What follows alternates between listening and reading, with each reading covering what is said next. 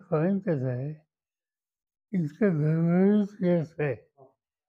विदेशी आणि विशिष्ट मार्ग ते बसून निकाल घेतील आणि या निवडणुकीमध्ये त्यांनी जे प्रोजेक्शन केलं, ते प्रोजेक्शन युतीच्या नावाने होतं.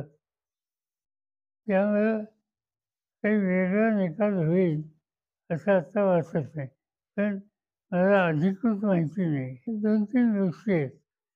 एक असं आहे की या निवडणुकीचं मतदान झालं, त्याच्यानंतर मी काही लोकांशी बोललो होतो. त्यांच्याकडून मला फीडबॅक असं मिळालं, की ह्या निवडणुकीचं मतदान महिलांनी हातात घेतलं आणि एक मला एक अशी शंका होती, ज्यावर्षी महिलांनी इतक्या मोठ्या प्रमाणावर सहभाग दिला, याचा अर्थ ही जी योजना आहे ₹10,000 सगळ्या महिलांच्या खात्यात ₹10,000 भरले, त्याचा हा परिणाम असावा. पण त्यावेळेला मतदान झालं होतं. आता रिझल्ट पुढे आले. रिझल्टमध्ये निष्कर्ष बहुसंख्य वर्तमानपत्रांनी महिलांना त्याचं श्रेय दिलेलं आहे. प्रश्न असा आहे की महाराष्ट्रात सुद्धा निवडणुकीच्या आधी पैसे वाटले अधिकृत. म्हणजे हे मताला पैसे देतात तसं नाही. सरकारच्या वतीने अधिकृत महाराष्ट्रात लाडकी तसंच यावेळेला बिहारमध्ये झालेलं आहे. आता प्रश्न असा आहे की इथून पुढच्या निवडणुकीत ज्यांच्या हातात सत्ता आहे त्यांनी मतदानाच्या आधी अशा पद्धतीनं पैशांचं वाटप करून निवडणुकीला सामोरं जायचं ही भूमिका घेतली तर एकंदर निवडणूक पद्धतीच्याबद्दल लोकांचा विश्वास त्याला धक्का बसेल तर काही याची चिंता आहे. एवढ्या मोठ्या प्रमाणावर पैशाचं वाटप करणं हे योग्य आहे का? याचा विचार जाणकारांनी केला पाहिजे. निवडणूक आयोगाने सुद्धा याचा विचार केला पाहिजे. निवडणुका स्वच्छ, पारदर्शक पद्धतीने व्हाव्यात याच्यात कोणाची दुमत असायचं कारण नाही. पण 10,000 ही काही लहान रक्कम नाही आणि विशेषतः याचा परिणाम काय होतो हे मी एकेकाळी बारामतीत बघत असते.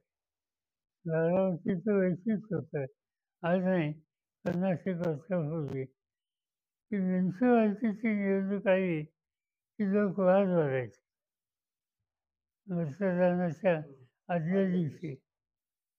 कशासाठी वाद बघायचे हे काही सांगायची गरज नाही.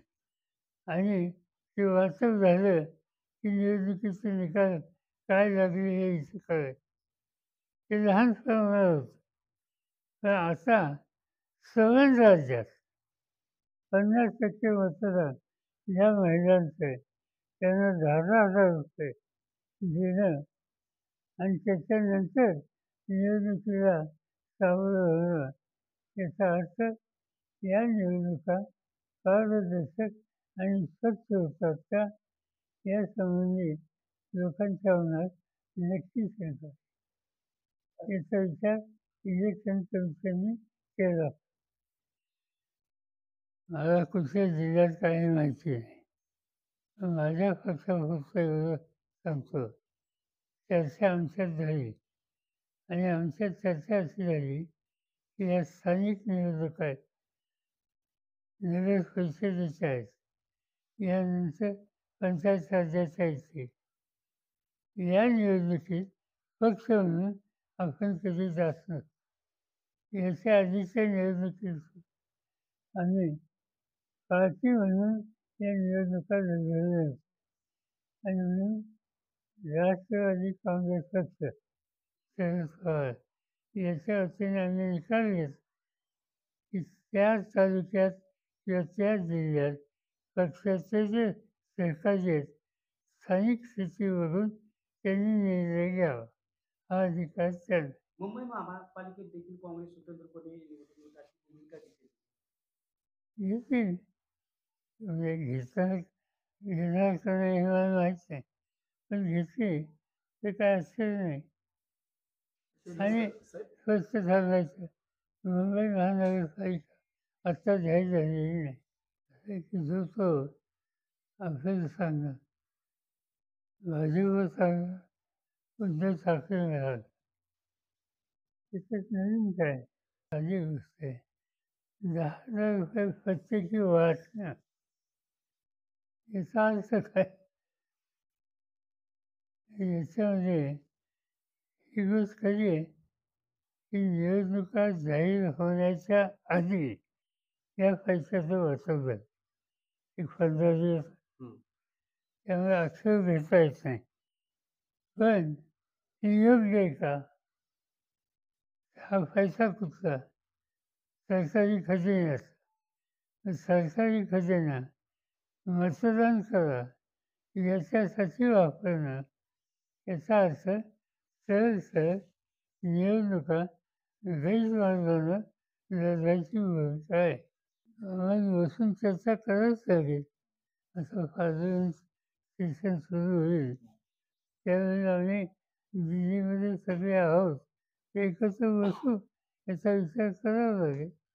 ते खरं आहे म्हणजे लोकांचं लक्ष साहजिकच निवडणुकीकडे असणार पण केळीचा जो प्रश्न आहे त्याच्यामध्ये आजच काही लोक माझ्याशी बोलले आणि मी केळी एक्सपोर्ट करणारे या देशात त्यांच्याशी या 2 दिवसात मी संपर्क साधणार आहे आणि एक कायम प्रकारची व्यवस्था करता येईल का? मागे एकदा 3-4 वर्षापूर्वी असा प्रश्न आला होता माझ्यापुढं आणि त्यावेळेला एका मोठ्या एक्सपोर्टरला इथं पाठवलं आणि त्याच्यामार्फत निर्यात केली. आता अधिक लोकांना याच्यात सहभागी करणं याची आवश्यकता आहे आणि ते आम्ही करतो. आणि कसं आहे की ऊस घेऊन जाणारा ट्रॅक्टर हा अडवणं आणि शेवटी नुकसान कोणाचं ऊस उत्पादकाचंच त्यामुळे हा रस्ता नाही आहे. आता झालं आहे काय त्याची किंमत वाढवून देण्याच्या संबंधीची मागणी जी आहे तुम्ही किंमत ऊसाची वाढवता आणि साखरेची वाढवत नाही मग ती द्यायचं कुठनं आणि त्यासाठी लोकांचा त्रास होतो आणि हा प्रश्न लवकर सोडवा हा आग्रह केंद्र सरकारकडे आम्हा लोकांचा आहे.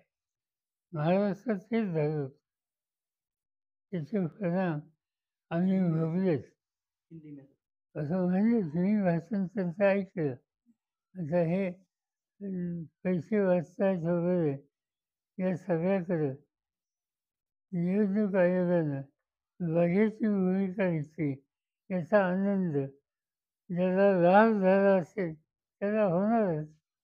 सगळं त्यांच्यावर अन्याय आहे. त्यांचं कायदेशीर जी मागणी आहे ती जितका उशीर होईल तेवढा त्या पक्षावर त्याची झळ बसते. 1, 2, 3 दिवसाचं हिअरिंग आहे. तिसऱ्यांदा हे पुढं ढकललं. याचा अर्थ ज्युडिशरीबद्दल आपण भाष्य करू शकत नाही. पण दिसतंय ते ठीक नाही दिसत. त्याचा फायदा होईल कारण आम्ही जो स्टडी केला होता रिफायनी आणि तुतारी याच्यामुळं आमच्या अनेक जागा सरकारच्या आल्या. मी महाराष्ट्राच्या निवडणूक आयोगाचा आभार मानतो की आज त्यांनी आमची जी तक्रार आहे तिचा स्वीकार केला आणि त्याच्यात दुरुस्ती केली. माझ्याकडे सकाळी सोलापूरच्या भागात शेतकरी आले होते. ते म्हणजे जे आर निघाला आहे माती फुकट घ्यायची कुठं माती आणायची कुठं दुसऱ्याच्या शेतात नको नारळ करेल आणि त्यामुळे त्याच्यात काय अर्थ नाही. बघूया उद्या मी सोलापूरला जाणार आहे तिथल्या स्थानिक लोकांची आमदारांशी चर्चा करणार आहे. तर बघायचं काय करतात इन्स्टिट्यूशन्स आणि आम्हाला सगळ्यांची जबाबदारी आहे त्या इन्स्टिट्यूशनची प्रतिष्ठा ही जपली पाहिजे आणि ती भूमिका आतापर्यंत आम्ही सगळ्यांनी गेले अनेक वर्ष घेतली. पहिल्यांदा इन्स्टिट्यूशनचे काही निर्णय त्यांच्या चौकशीच्या बाहेर होत आहेत असं लोकांना वाचायला लागलेलं आहे आणि त्यामुळे साहजिकच इन्स्टिट्यूशनच्या संबंधीची आशंका लोकांच्या मनात येते. पण तरी या इन्स्टिट्यूशन तिची प्रतिष्ठा ही त्यांनी जतन केली पाहिजे आणि आम्ही लोकांनी तिचं राजकारण आणता कामा नये. या जगल्या पाहिजे त्याचं स्वायत्तता ही शिकवली पाहिजे.